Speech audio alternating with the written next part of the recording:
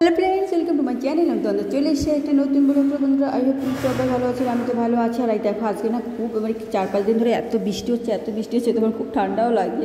তবে হাত কুচু করে বসে আছে। সে দেখো পাশে চারলাতে বৃষ্টি অলরেডি পড়ছে। আর বন্ধুরা, প্রথমেই বলে রাখি, প্রথমে মোবাইলের অবস্থা তো ভালো না, তারপর আছে কী বলো তো, আমি আজকে লাইটিংটা বাড়ানো হয়নি, ওই অবস্থায় আছে কি আরও জোরে ছবিটা একদম স্পষ্ট আসছে না, তো ওই জন্য একটু মানিয়ে নিই বন্ধুরা। আমি লাইটিং একদম বাড়ানো হয়নি, আর তার জন্য একটু এরকম ঘোলাটে আসছে। আমি লাইটিং বাড়িয়ে করি, কিন্তু আজকে লাইটিং বাড়ানো হয়নি, সেই অবস্থায় চলছে। তো বন্ধুরা, কী রান্না করবো আজকে এখান থেকে ভিডিওটা করছি। বড় ইচ্ছা ছিল, কালকে রবিবার ছিল, রবিবারে মানে একটু মাংস টাংস খাওয়ার ইচ্ছা ছিল। আর বৃষ্টিতে না একটু মশলা জাতীয় জিনিস, চিকেন কষাটা, যে কোনো কষা হলে না খুব ভালো লাগে। কিন্তু কালকে মেয়ের পরীক্ষা ছিল, ওই বৃষ্টির মধ্যে ওকে ওখানে পরীক্ষা দিতে নিয়ে গেছিলাম রবিবার। ওর যাওয়ার কথা ছিল, বৃষ্টি বলতে ওর পরীক্ষা দিতে হবে না, তবুও আমি আমার বান্ধবী মিলে টোটো ভাড়া করে চলে গেছিলাম। প্রথম ভেবেছিলাম গাড়ি নিয়েই যাবো, আমার বরের রেইনকোটটা পরে চলে যাব। আর মেয়ের রেইনকোট তো আছে, আমার তো রেইনকোট নেই, তো ভাবছিলাম ওইভাবেই পরে যাব। কিন্তু বন্ধুরা, সত্যি কথা বলতে আমার বান্ধবী একদম একদম আমি পুজো দিচ্ছি তখনও ফোন করেছে। ওর আর আমার প্রায় কাছাকাছি বাড়ি, সবারই কাছাকাছি বাড়ি, কিন্তু ওই পথে নিয়ে বলছে যাবি তুই টোটোতে? হ্যাঁ যাবো। সেই অবস্থায় বৃষ্টির মধ্যে গেছিলাম। তো কালকে মাংস রান্না করা হয়নি, তো বলছে আজকে মাংস রান্না করেছে। আমি এবার বিশ্বকর্মা পুজো করে কালকে বিশ্বকর্মা পুজো রয়েছে, আমি কালকে রান্না করবো না, আজকে আর করতে হবে না। আজকে কীভাবে ওর ফোন নিয়ে যায়নি, মাছও আনা হয়নি। আর বাজারটা হচ্ছে আমিই করবো, কারণ ও বাজার করলে না বেশি টাকা খরচা হয়ে যায়। আর এখন সংসারটা আমিই চালাচ্ছি, তো তার জন্য আমি আর হিসাবে করেই চালাচ্ছি।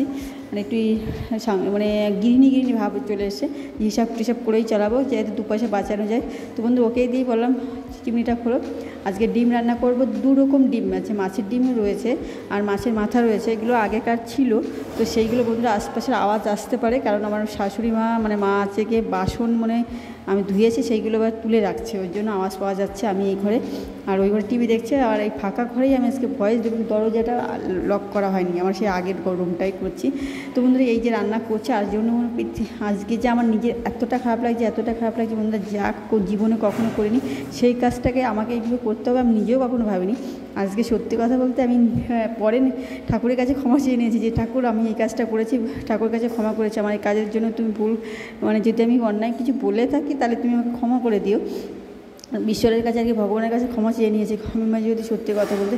কিন্তু কী বলো তো বন্ধুরা, লোকেকে না কিছু না বললেও না লোকে পেয়ে বসে। আমার বললাম না, চালকুমড়ো গাছটা আমার কেটে দিয়েছে, আম গাছটাকে আমার মেরে দিয়েছে, সব হওয়া ফল গাছে আম হচ্ছে, সেই গাছ মেরে দিয়েছে। আশপাশের লোকগুলো আমাকে এতটা ভালোবাসে কি বলবো। আর কী বলো তো, আমি বলি না। আর আমি আজকে যে দেখি কি পেয়ারা গাছের ডালটা ভেঙে ফেলেছে, একদম মাঝে ছোটো একটা ডাল, সেটা গাছ সবে হয়েছে, এমনি হয়েছে, আমরা লাগাইনি, তো একদম আমাদের জায়গাতেই হয়েছে। ওদের কাছে একটুখানি পাঁচিলের দিকে গেছে, আর ওদের এক পুরো জায়গাটা বলতে নেই। সেই আজকে একটু ওখানে কথা কাটাকাটি হয়েছে, যে এই সত্যি কথা বলতে আমি কথা কাটা করি না।